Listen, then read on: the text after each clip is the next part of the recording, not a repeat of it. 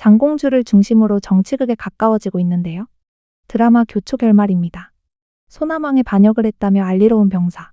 장공주는 대책회의 끝에 문서를 작성해서 창목채 소만에게 건네주는데 그녀에게도 빨리 창목채 사람들을 대피시키라 말하죠. 둘의 전략 싸움, 심리 싸움이 생각보다 아주 좋은데요. 등력이 소순 편을 들어서 소순 군대를 초도에 들여 반역에 가담할 것인지 말 것인지 결정을 하는 거죠. 사연방은 열심히 설득 중. 다른 관리를 찾아서 그가 누구 편을 들 건지가 중요하기 때문에 견제를 하고 있는데요. 어린 조카 황제를 자기가 맡고 있으니 대범하게 움직일 수 있는 사연방. 한마디로 어린 조카가 볼모인 셈이죠. 그 사이 장공주는 소남부에 도착. 죽을 걸 알면서도 그 안으로 들어간다는데 부구에게 소남왕이 어찌 나올지 내기를 하자는 초조. 반역이라는 누명이 싫어 정권을 잡고 싶은 그들이기에 장공주를 죽이지 않을 거라 예상한 거죠. 장공주의 등장에 소남왕은 자식들과 연합해 왕비가 되라는데요. 자신의 아빠 초령장군의 전략부대 롱이군이 있다며 언제 어디에서 그의 아들 소순이 죽을지 모른다며 그를 협박해버립니다. 수도 초도 앞에서 황제를 보호한다는 핑계로 진격을 준비 중인 소순은 장공주 초조가 아빠 소남왕을 찾았다는 말에 별로 그다지 걱정하진 않는데 이미 진격 준비가 다 되었기 때문이겠죠. 초도에서 등력은 소순에게 성문을 열어주는 일로 고민을 하고 있고 심지어 사연방은 어린 황제를 데리고 없어졌다고 하자 장공주에게서 소남왕에 투항하라 권고했다는 메시지를 받게 되는 등력. 이때 도망쳤던 사연방이 어린 황제를 대동해서 출정을 하겠다며 돌아왔는데요. 등력은 상막군의 침입이 결국 사실이든 아니든 소순에게 왕위 찬탈의 기회인 건 맞죠. 똑같이 사연방도 기회였다는 걸 알게 되는데 한편 그 시각 도망가던 초조의 백부가족은 소순에게 잡혀버리고 그는 초조의 사촌 언니인 초당에게 자신과 혼인해서 태자비가 되라는 거래로 자신을 도와주면 부모님도 살려줄 거라며 초조에게 약을 먹이라는데요. 응 거절, 감이 어디. 초조가 처음에 같이 보낸 창목체의 킬러가 같이 가서 도와줍니다.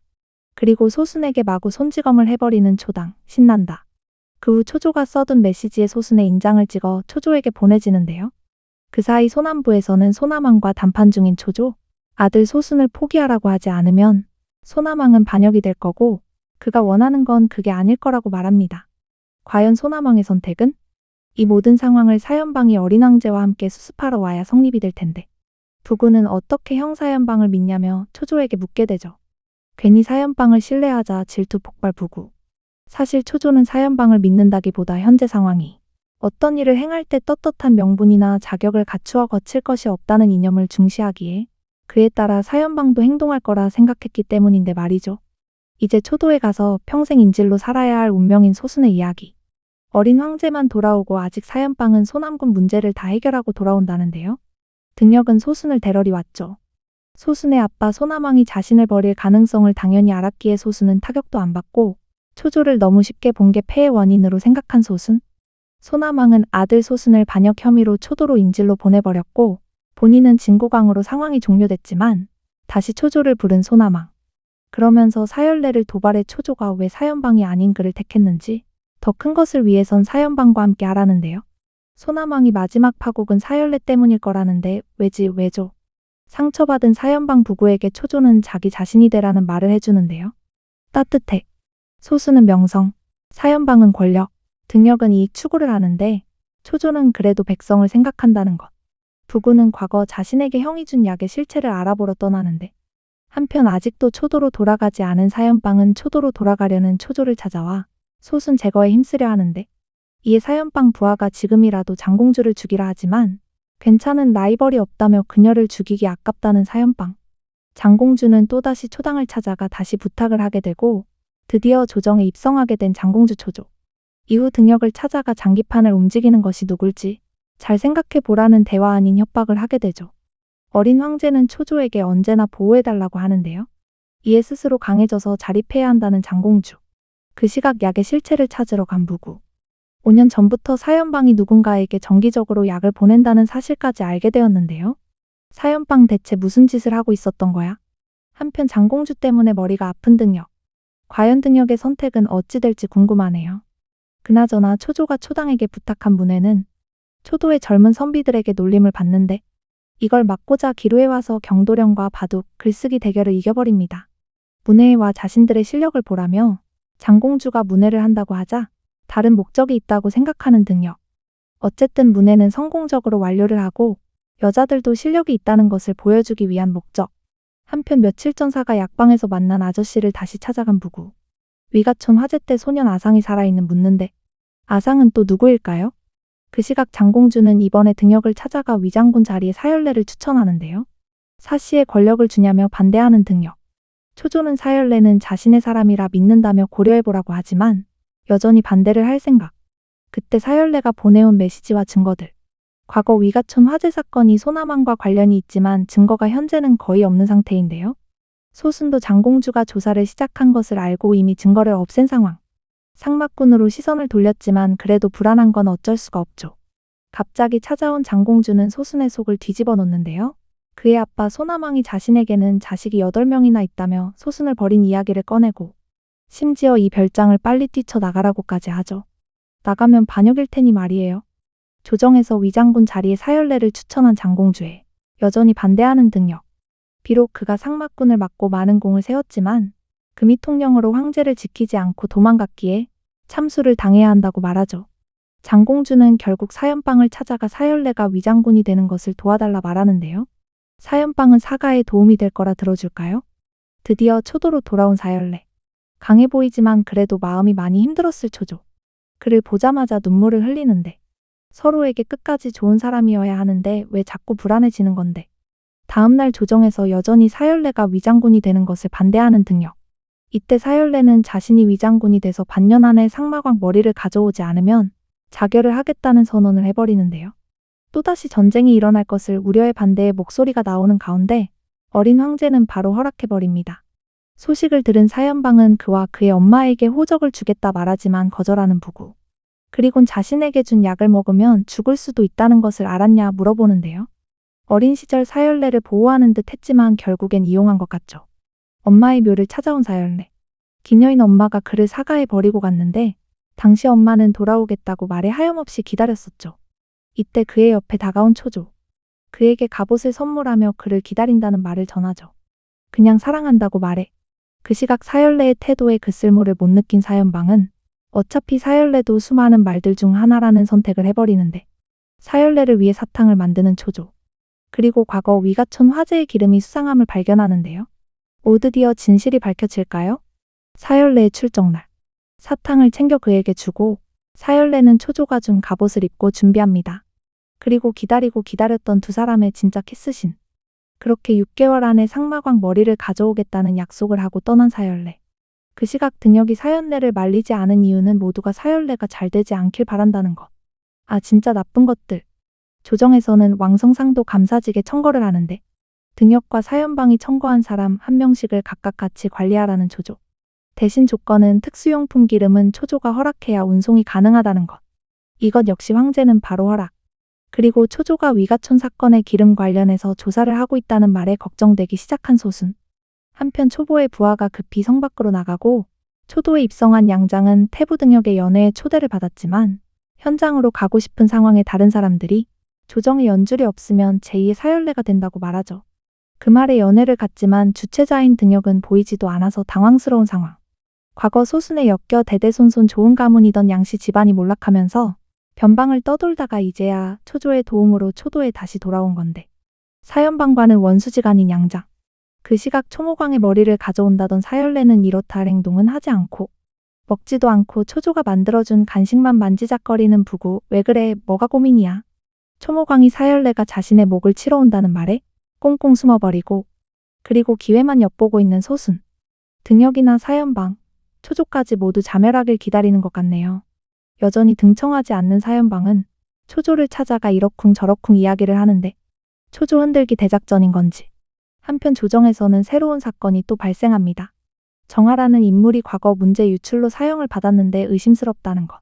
심지어 등역의 문파인데 등역은 나 몰라라 하는 상황. 그의 동료들은 모두 억울하다며 정하가 문제지 검수하고 사인도 했는데 이상하다는 거죠. 등역은 왜 장공주가 작은 관리에게 신경을 쓰는지 이해를 하지 못하고 결국 과거제 관련 사건을 다시 조사하기 시작. 배후 인물을 찾아낸 장공주인데요.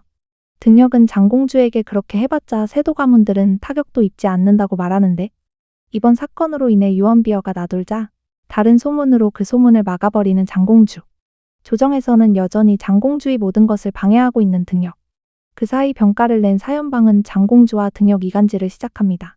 종장군이 쉴 때가 됐다는 메시지를 보낸 것. 이걸 받은 상마광은 소순, 사연방 둘 다 자신을 이용하는 모습에 어이가 없는 상황. 겉으로는 등역의 사람 같은 양부는 사연방 부하의 메시지를 받고 있고 사연방은 그동안 몰래 그를 도와줬었는데요. 그래서 상마꾼이 종장군을 죽이러 가는 길을 그냥 보고만 있었던 것. 그렇게 기습을 당한 종장군. 양부까지 그를 공격하고 이 소식을 들은 사열내는 종장군을 지켜주죠. 조정에서는 상마꾼이 초도 가까이 망성까지 습격했다는 소식을 듣고 평화 협상을 하자는 등역. 하지만 잘못 없이 죽은 백성들을 위해서라도 평화협정은 절대 없다는 초조. 또다시 부딪히는 두 사람.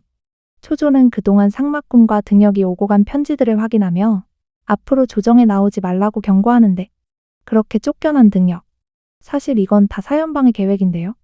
두 사람이 잘 지낸다고 생각해 둘 사이를 이간질했던 것. 한편 감금 중인 소수는 아빠 소나망 생신년회 선물 준비로 바쁘고 정성이다 정말. 사열내는 빼앗긴 망성을 찾으러 가는데 백성들로 위협해 결국 멈추게 되는데요. 대신 상마광의 아들 목을 가져와 상마광을 굴복시키는 데 성공하죠. 사실 그 전에 사연방은 상마광을 만나 잘 해결해 보려고 했지만 이 계획이 모두 무산되었던 것. 한편 등역의 집에 불이 나 태부가 죽었다는 얘기에 무작정 사연방을 찾아가 그를 비난하는 초조인데요. 사연방은 분노하는 초조를 달래며 찬바닥에 몸이 상할까 신발까지 신겨주는데 아니 사연방까지 뭔데? 물론 화재는 사연방이 낸 듯 싶지만 소순이 태부를 위기에서 구해주고 다른 시체로 대신해놓고 도망간 것이죠. 그 대가는 선왕제가 남겼던 최초의 교지. 소순이 차기 황제라고 쓰여 있는 거죠. 아빠에게 보낸 선물에는 가까이 가면 맡을 수 있는 독을 뿌려놓은 소순. 와 진짜 무서운 사람은 소순이에요. 의심치 않고 소순의 선물을 받은 왕은 바로 독으로 시름시름 죽어가는 중. 이때 태부 등역이 보여주는 선왕제의 교지. 그렇게 결국 소순이 황제가 되어가는 순간이 와버렸죠. 아무것도 모른 채 황궁에서는 가족 놀이 중. 정신 차려. 분명 사연방은 초조를 이용하는 것 같은데. 좋아하는 것처럼 행동해서 자꾸 헷갈려요. 그 사이 사열내는 생포한 상마광에게 듣는 위가촌 화재 사건의 진실. 소순과 짜고 창목체를 반역으로 몰아 초조 아빠 초령장군까지 죽이려 했던 사건인데요. 사연방이 동생 사연내를 그곳으로 보냈던 것이죠. 사연방 이거 안 되겠구나. 그리고 갑자기 사열내가 죽었다는 메시지가 오고 초조는 사열내를 찾으러 간다 말의 앞을 막아서는 사연방. 물론 그녀를 막지 못하고 사열내를 찾으러 가버립니다. 사열내가 수세에 몰려서 떨어졌다는 낭떠러지에 도착한 초조. 피를 불고 복수를 다짐하는데요. 바로 소순부터 죽이러 출발하는 초조. 그런데 소순의 뒤통수를 친 건 다름 아닌 등역. 알고 보니 이미 초조는 등역 엄마를 인질로 삼아 등역을 협박했던 것. 결국 전생의 복수를 성공하는 초조. 그리고 소순의 반역을 도운 등역 역시 최후를 맞이하는데요. 엄마에게 명예롭게 가게 해줘서 고맙다는 인사를 남기는 등역. 초조는 양부를 찾아가 진실을 알려주는데 결국 그날 밤 자결해버린 양부. 소순도 죽고 등역도 없고 초조도 떠나버려 어린 황제는 자신의 편이라며 완전한 권력을 잡으려는 사연방. 초조를 어서 자신의 손에 넣으려고 일부러 연수렵해. 이미 장공주는 사연방의 계략임을 알고 있었죠.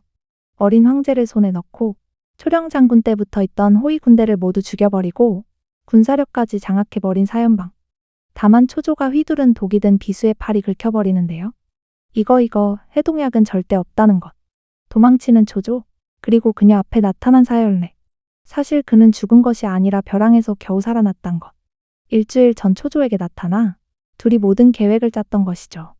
초조는 사연방에게 잡히게 되고 동생 사열내에게 자결을 하면 초조를 살려준다며 독 비수를 건네는데요. 기꺼이 죽어주는 사열내. 안 돼. 사연방은 그 이후 치유약은 없지만 겨우겨우 약으로 목숨을 이어가고 있는데요. 장공주와 황제를 허수아비로 만들어 조정을 움직이고 있죠. 물론 모든 것이 초조의 계획. 허수아비인 척 사연방이 그대로 죽어가길 기다린 초조. 이번 겨울을 넘길 수 없는 사연방을 찾은 초조. 사연방은 사열내는 살아 돌아올 수 없다며 초조를 자극하는데 어허허 사열내 등장이요. 사실 비수에는 금, 은 양날이 있는데 사연방을 뵌 날에만 독이 있었던 것. 그리고 그 사이 어린 황제를 가르쳤던 초조. 그렇게 100년 된 세가인 사가는 끝이 나고 사열내는 그냥 사시 핏줄인 황제를 남긴 걸로 만족하는데요. 스스로 불을 내자결을 선택한 사연방. 다시 나를 밟고 조정에서는 어린 황제가 다시 초유를 손보기 시작합니다. 그렇게 모든 것을 내려놓고 사열내와 떠난 장공주 초조. 이렇게 두 번째 인생은 완벽하게 복수까지 성공하며 끝이 납니다. 사실 초조의 이야기보단 사연방, 사열내, 소순 등역의 이야기가 참 좋았는데요. 소순한테 쏘가 결혼 안 한다던 초조는 생각보다 사랑해도 잘 빠지는 것 같았거든요. 소소하게 재밌게 결말까지 보게 된 드라마 교초. 재미있게 보셨다면 좋아요, 구독 부탁드립니다.